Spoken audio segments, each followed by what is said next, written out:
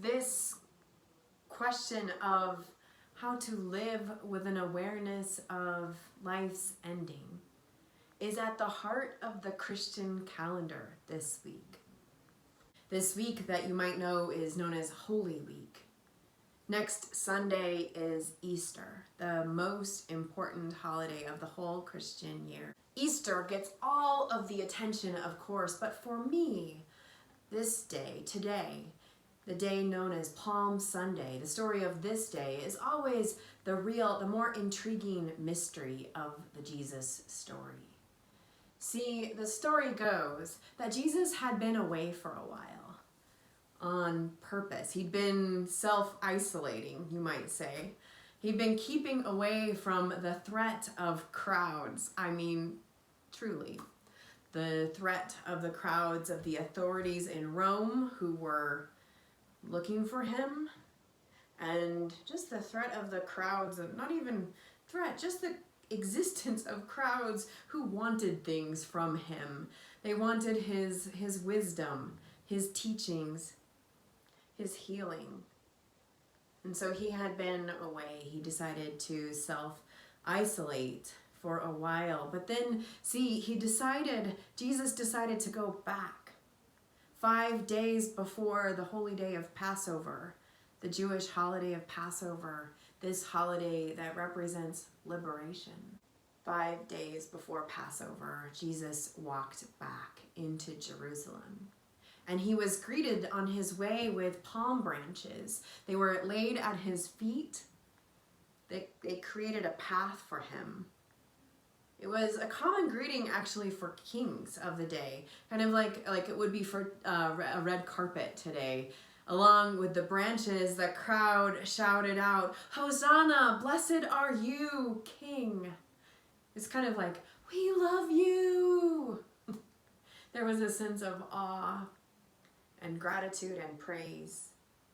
All of it was gratitude and praise, that is, until a few days later when those same crowds came to call for his death. So this is the reason that I'm always fascinated by this story.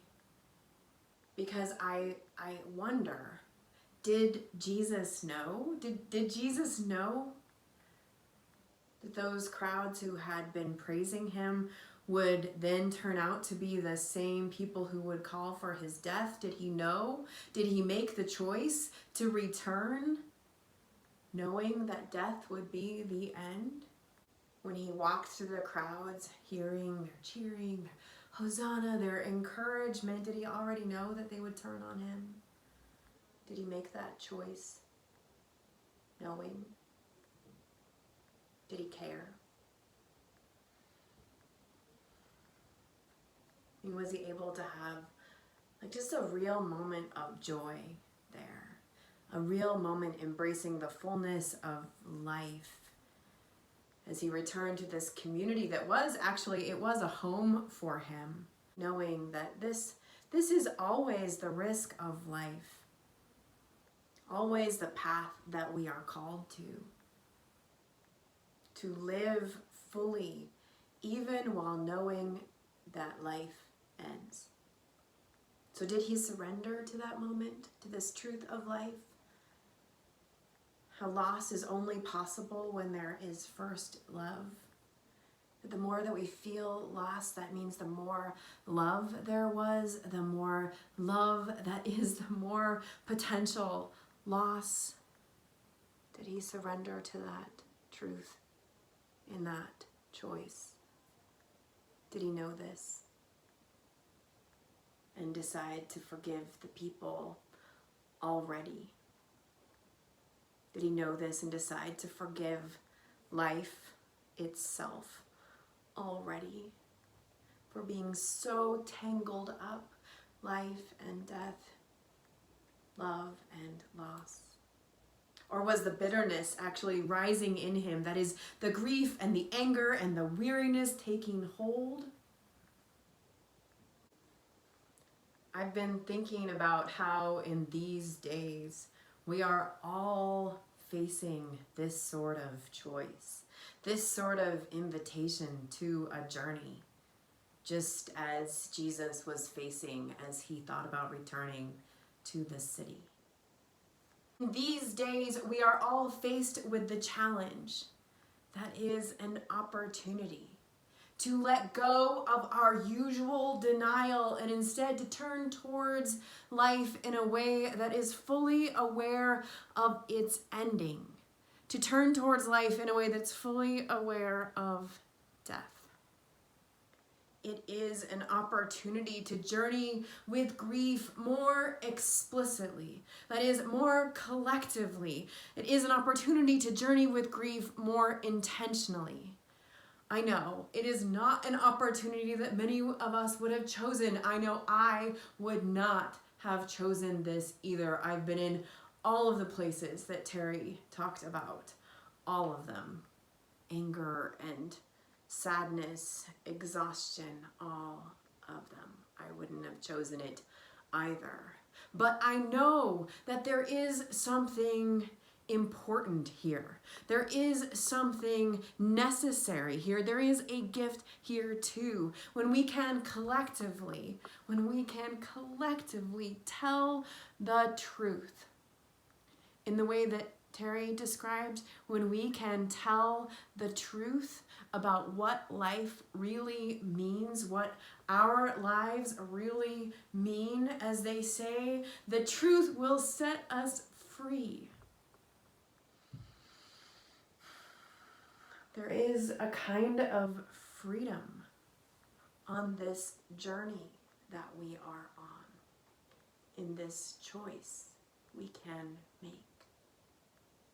For the last 40 or more years, for many Sundays, this community, I mean the Foothills community, has finished our services with a song that I think of as a kind of prayer.